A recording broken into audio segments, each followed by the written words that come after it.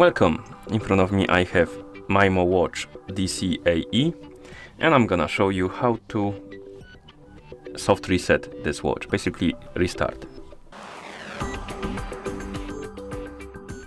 First thing we'll need to do is to wake up the screen on our watch. You can do it by pressing the crown button.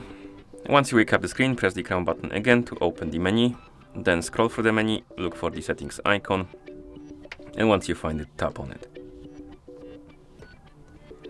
In settings, find the option called the system and select it, and here you should see the restart button. Tap on it and then tap on the check mark to confirm and reboot your watch. And now let's wait until the rebooting process is complete. And we're back in the system, and that's how you soft reset this watch.